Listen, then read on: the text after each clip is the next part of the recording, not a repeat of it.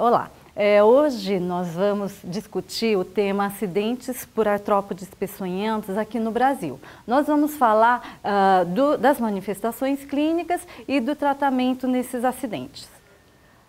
No Brasil, nós temos alguns artrópodes que podem causar acidentes graves e que podem eventualmente necessitar o uso do antiveneno específico. Nós temos algumas aranhas, temos escorpiões, temos também lagartas, um tipo de lagarta especificamente, e os ataques maciços por abelhas. Vamos começar a falar dos acidentes escorpiônicos.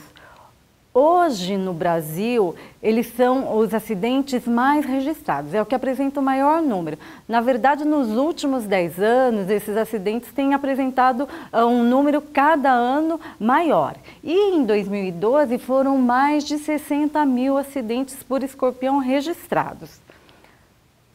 Bom, e dentre as espécies de títios que a gente tem no Brasil, dentre as muitas espécies, né, algumas elas são mais importantes em termos de causar acidente. Isso varia aí de região para região no país. Por exemplo, aqui na região sul e sudeste, as espécies que mais causam acidentes são cerrolatos e baienses.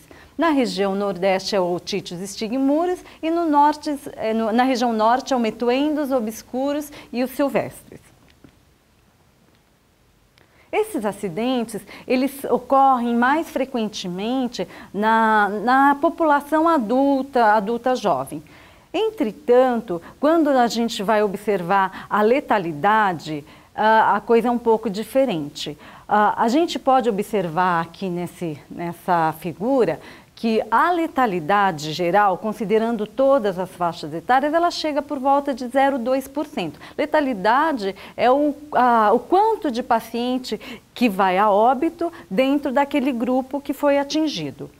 E a gente pode observar aqui que a letalidade é muito maior na faixa etária pediátrica, em menor que 14 anos, chegando a 0,7%, o que é quase aí 3 vezes maior que a letalidade geral. Então, essa faixa etária, este grupo, o grupo pediátrico, é aquele que precisa ter maior atenção nos acidentes escorpiônicos.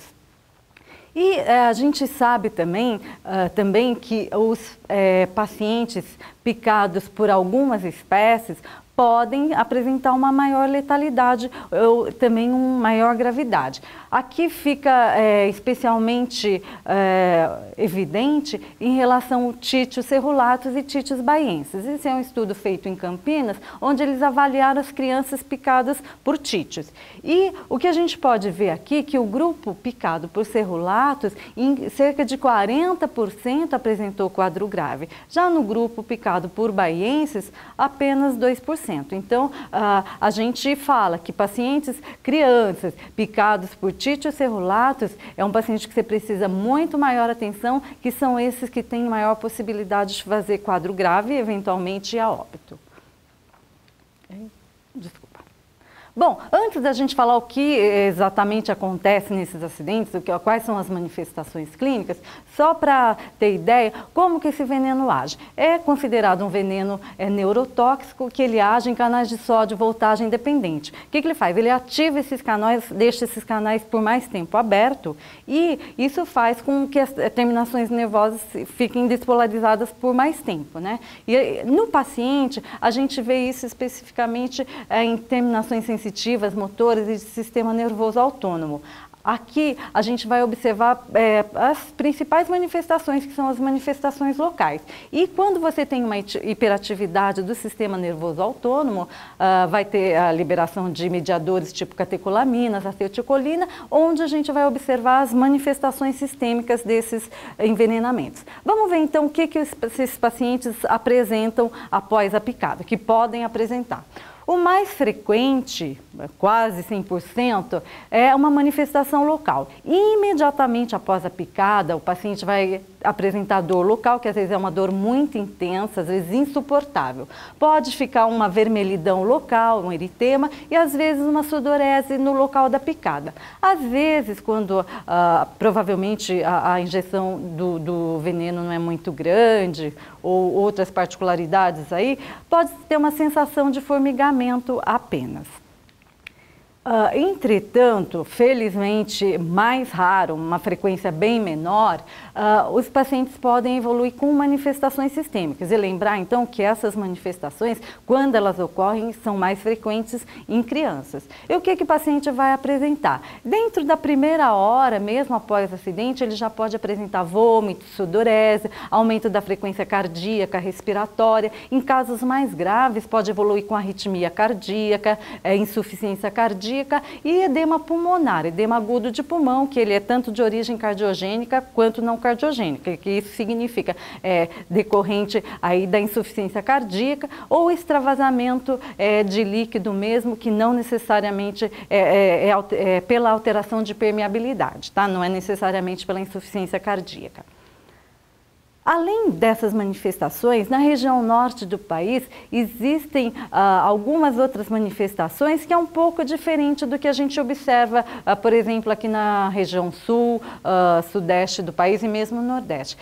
Lá, associado aos acidentes por títulos obscuros, os pacientes apresentam algumas manifestações do tipo uma sensação de choque no corpo, também alteração da marcha, alteração da fala, movimentos de involuntários pelo corpo. Então, essas alterações estão relacionadas a essa espécie que está presente lá na região norte.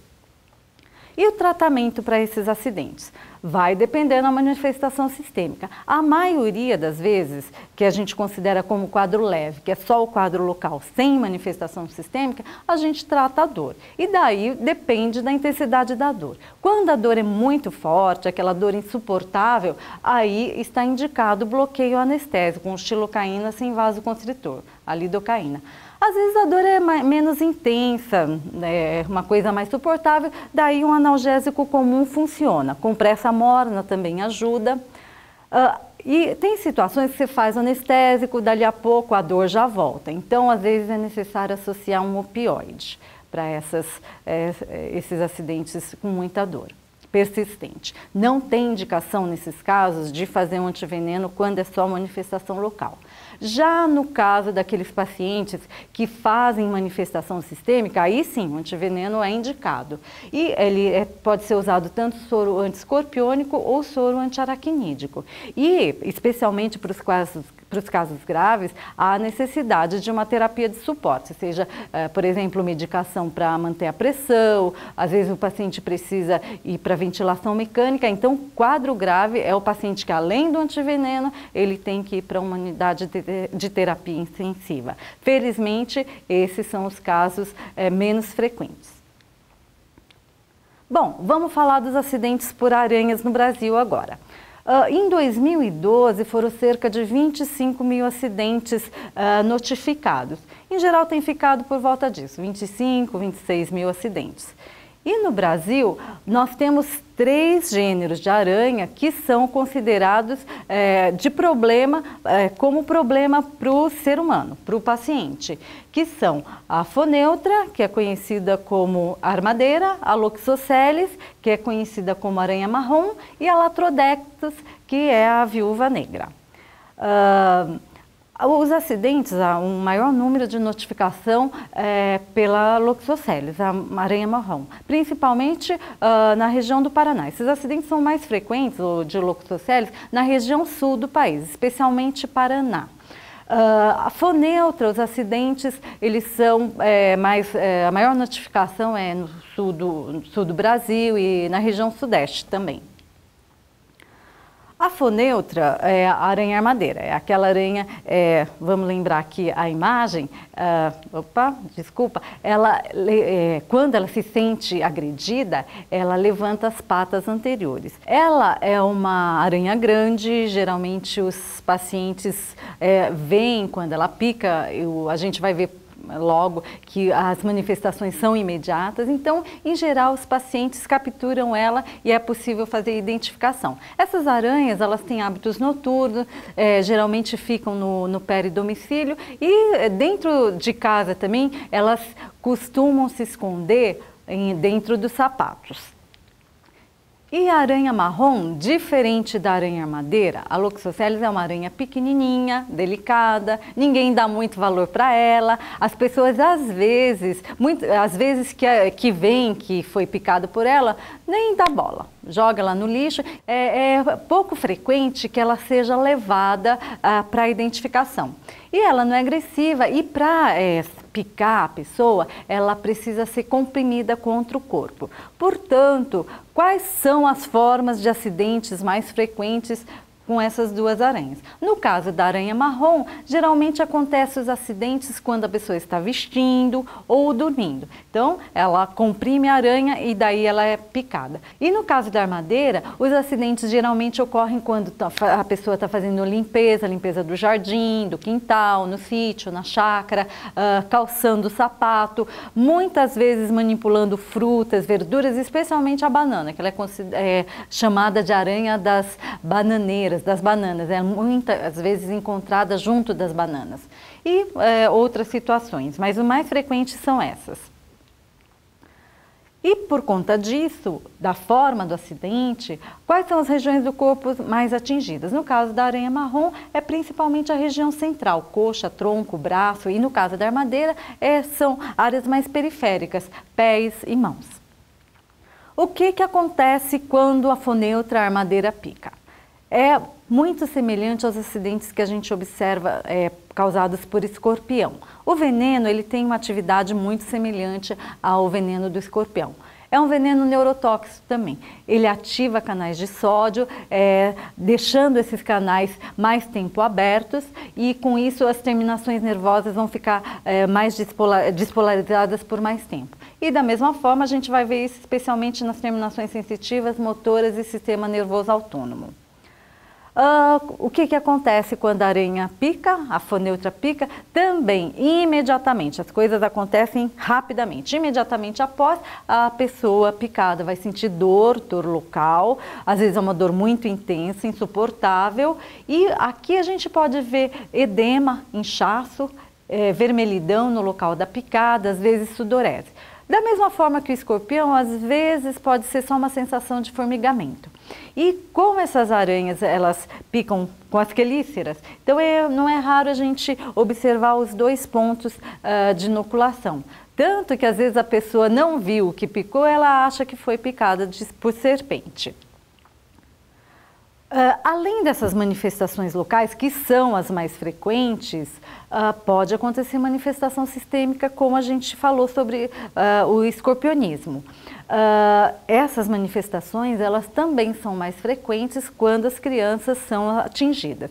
E da mesma forma, picou logo após, dentro da primeira hora, vai apresentar vômitos, sudorese, aumento da frequência cardíaca, a frequência respiratória, pode ter hipotensão, arritmia cardíaca, edema pulmonar, insuficiência cardíaca e priapismo. Esses casos, como a gente já falou, quando acontece, são mais frequentes em crianças. E o tratamento? Da mesma forma que a gente falou para o escorpionismo, depende do quadro. Se o quadro é só local, mesmo que muita dor, não tem indicação de fazer antiveneno, é tratador.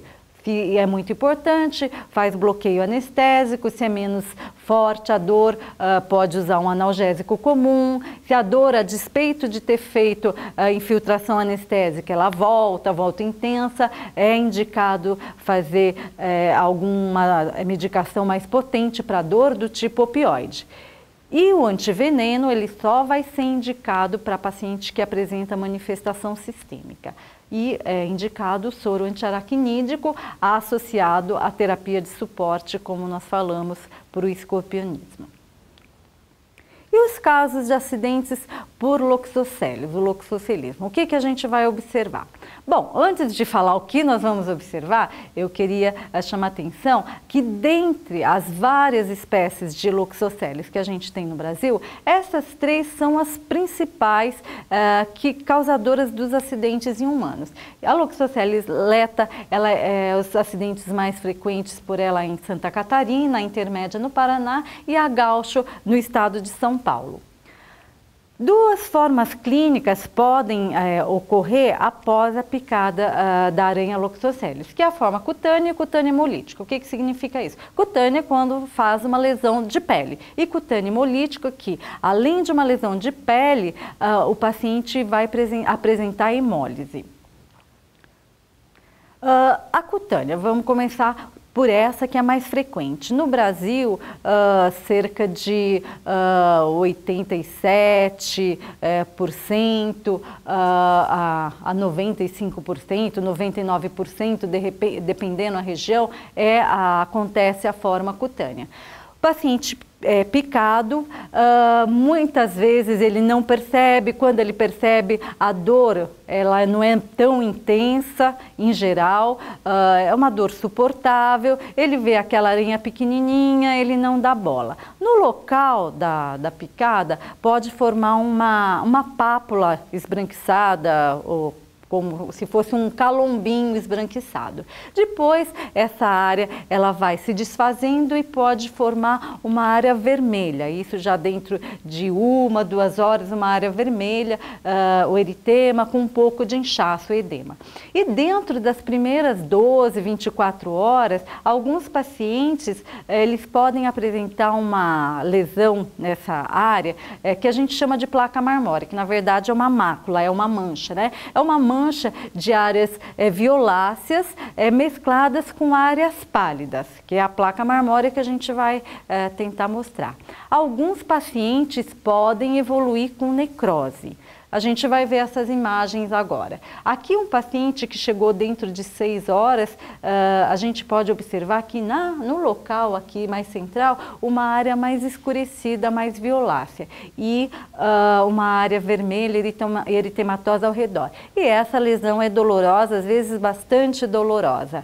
Aqui algumas outras imagens de paciente picado, esse aqui após cerca de 24 horas, onde a gente observa essa área violácea, essa placa marmórea com equimose, área pálida, ali uma área também equimótica, eritema violáceo. Muitas vezes a gente vê esse eritema ao redor.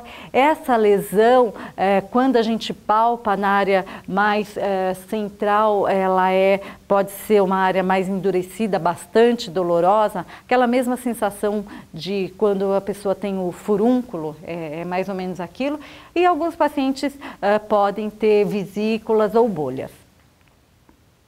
Como eu falei, alguns pacientes, essa lesão pode evoluir com necrose, que às vezes pode ser uma necrose maior, menor, e que geralmente essa necrose, essa crosta necrótica, como a gente pôde ver aqui, é já no final da primeira semana que ela vai se formar. Às vezes essa necrose é uma necrose mais superficial, como a gente pode ver aqui nessa lesão. Às vezes é uma necrose mais profunda e extensa, que pode necessitar cirurgia plástica pela perda tecidual.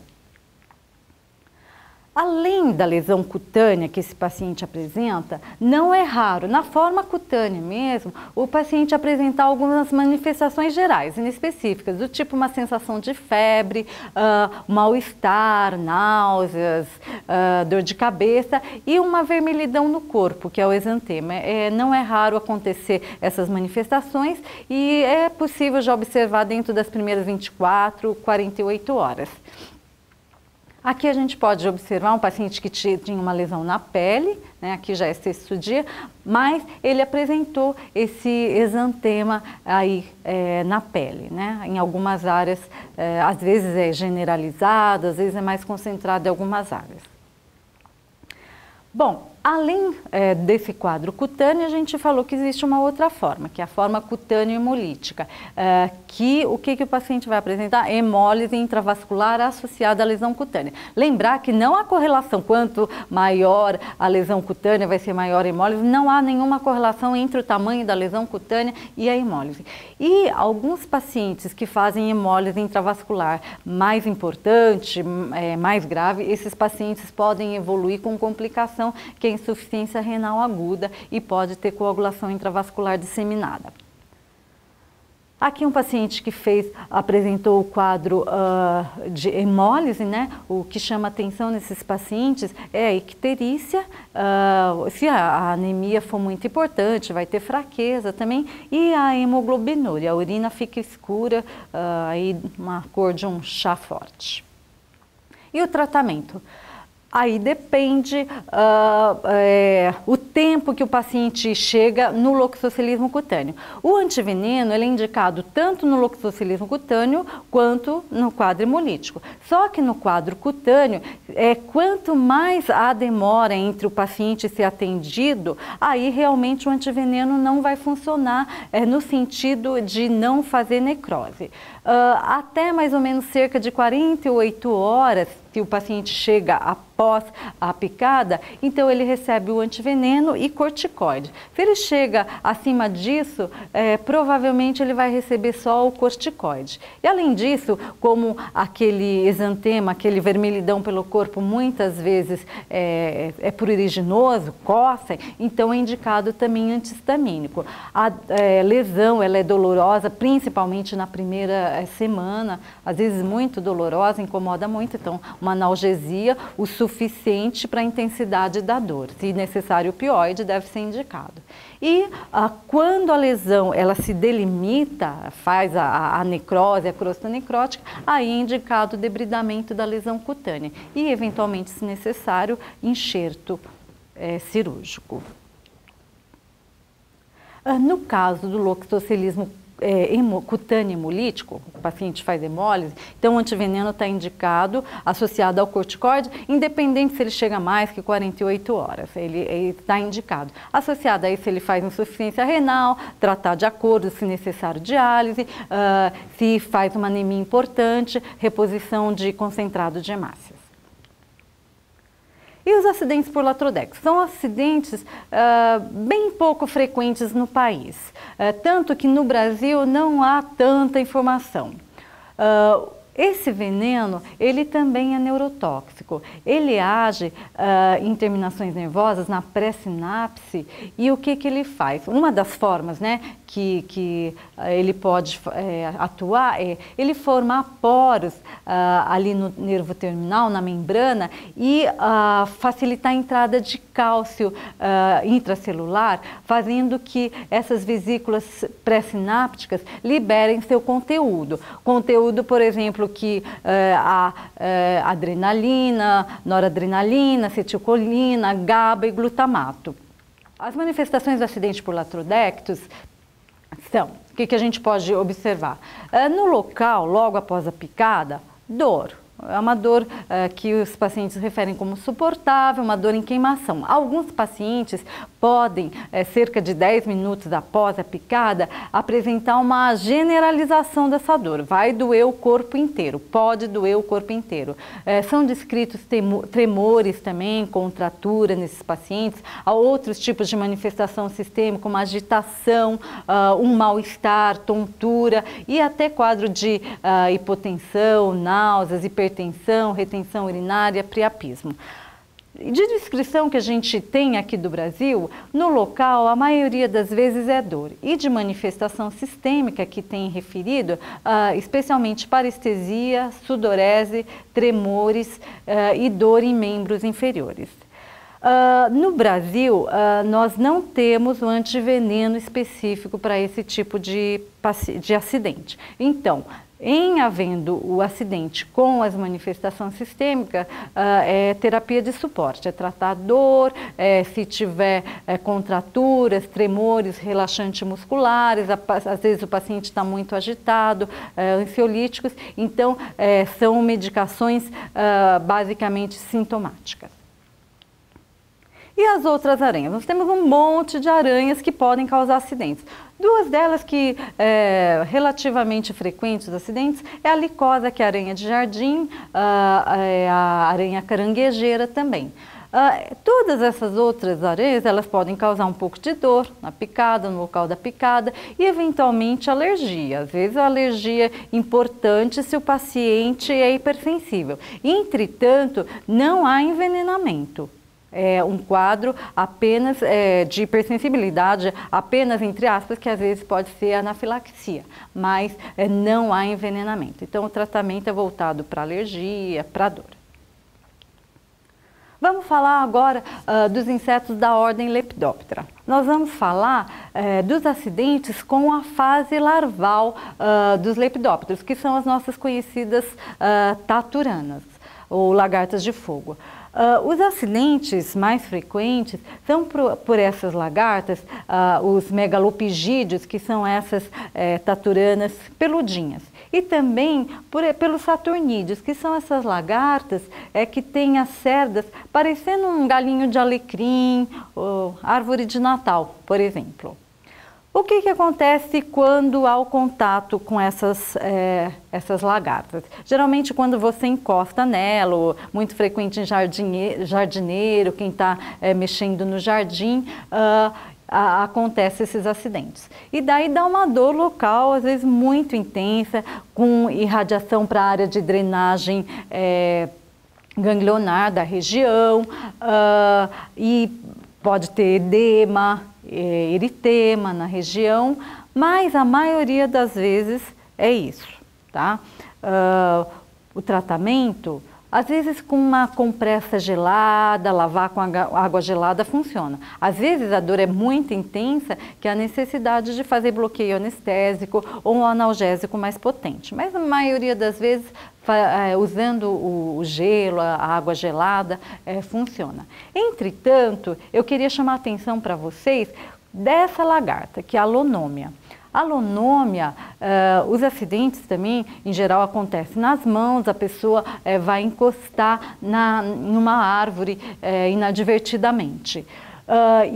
Muitas vezes os saturnídeos eles costumam ter essa característica, eles têm essa característica gregária de ficar em colônias, então muitas vezes o acidente não é com uma taturana, é com a colônia inteira. No Brasil, no Brasil e na América do Sul, nós temos duas espécies de Alonômia, a oblíqua e a aquelos. A Alonômia oblíqua, ambas, na verdade, elas ativam a coagulação, mas no caso da Alonômia oblíqua, ela faz fibrinólise secundária, aqueles fibrinólise primária. No caso da oblíqua, então, ela ativa o 10 e 2 da coagulação, né? E ela tem uma atividade hemolítica também. E no caso da aquelos, ela atua na cascata de coagulação, ativando 2, 5 e plasminogênio. Então, o que nós vamos observar? Independente se é oblíquo ou aquelos, a manifestação local, sistêmica, vai ser a mesma coisa. No local, as manifestações são semelhantes ao que eu já falei para todas as outras taturanas. Após o contato, é aquela dor em queimação, que pode ter irradiação para a região mais proximal do corpo. E alguns pacientes podem evoluir com coagulopatia. Alguns dados do Brasil mostram que cerca de 50% dos pacientes que tiveram contato com a Alonômia podem fazer coagulopatia. Às vezes é só alteração do exame de sangue. E nesses pacientes que evoluem com coagulopatia, não é raro eles manifestarem alguns sintomas e sinais bem inespecíficos, do tipo dor de cabeça, náuseas, vômitos, dor abdominal, tontura.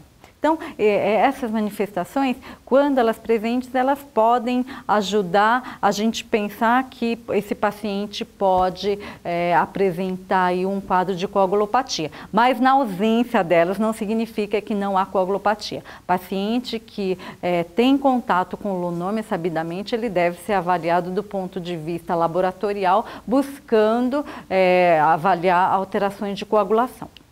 Bom, além da manifestação de coagulopatia, que a gente pode ser observada só no exame laboratorial, alguns pacientes podem evoluir com sangramento espontâneo. Por exemplo, podem evoluir com equimoses, hematomas, principalmente se tem lesão prévia, alguma contusão prévia, ele pode fazer hematoma ali, sangramento gengival, sangramento urinário, gengivorragia, hematúria. Não é raro observar nesses pacientes. E pode, às vezes, até fazer sangramento em sistema nervoso central, que é causa de óbito. Sangramentos pulmonares, sangramento em trato digestivo também. Mas esses, felizmente, são mais raros. E uma complicação desses acidentes é a insuficiência renal. Insuficiência renal aguda em geral, mas alguns pacientes desses que fizeram insuficiência renal aguda podem evoluir com insuficiência renal crônica, que significa que o paciente vai ter que ir para diálise ou para transplante. E o tratamento? Depende. Existe o antiveneno.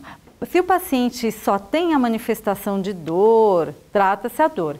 O antiveneno ele só é indicado para aqueles pacientes que evoluem com alteração de coagulação, coagulopatia, com ou sem manifestações hemorrágicas evidentes. Tá? E daí dependendo a intensidade das manifestações e a quantidade de antiveneno, mas só para paciente que tem coagulopatia. Bom, vamos falar agora sobre os acidentes por abelhas, especialmente os ataques maciços por abelhas. Uma abelhinha, duas abelhinhas, elas podem picar, causa dor, né? Mas podem evoluir com quadro alérgico. E eventualmente, dependendo se o paciente é hipersensível, pode fazer um quadro alérgico importante, até anafilaxia. Mas é um quadro que é alérgico. O que eu queria falar para vocês, chamar a atenção, é sobre os ataques maciços. Quando você tem muita concentração dessa secreção, aí a gente vai poder observar um quadro de envenenamento. Imagina, uma abelhinha na sua glândula, ela contém, eu quero chamar a atenção principalmente sobre a fosfolipase, a melitina. A fosfolipase, ela lesa fosfolípides, lesa membrana celular. A melitina, ela tem atividade sinérgica com a fosfolipase. Então, vamos observar lesão celular. Isso, se nós temos numa concentração grande, que vai ser decorrente de ataque maciço, então nós podemos observar manifestações graves. Além disso, tem esse peptídeo degranulador de mastócito, que pode liberar histamina, por exemplo, então podemos ter uma intoxicação histamínica. Então, considerando as ações desse veneno, o que a gente pode observar? Imediatamente após essas múltiplas picadas, dor no local, dor em todas as regiões picadas, coceira pelo corpo, pode ter urticária, aumento da frequência cardíaca, uma suadeira, uma sudorese pelo corpo, a pressão pode cair, a gente pode observar uma intoxicação histamínica, dor de cabeça, náuseas, vômitos, e decorrente daquela lesão celular, a gente pode observar essa lesão de células musculares, de músculo esquelético, hemólise, que podem evoluir com insuficiência renal, podem evoluir com uma resposta inflamatória sistêmica e insuficiência respiratória. Esses casos ocorrem principalmente em centenas, após centenas de picada. E nesses casos, como que a gente trata? Bom, aqueles acidentes com alergia, trata-se alergia, se anafilaxia, trata-se de acordo com as drogas padronizadas para esse tipo de tratamento. Em relação às manifestações, esses quadros tóxicos de envenenamento, não há um antiveneno disponível. Faz-se dar volume, solução cristalóides, antihistamínicos, corticoides, se o paciente evoluir com insuficiência renal, diálise, ou se evoluir com insuficiência respiratória, ventilação mecânica, é terapia de suporte. Até o momento não temos um antiveneno disponível para utilização nos hospitais. E é isso que eu gostaria de discutir com vocês hoje. Obrigada pela atenção.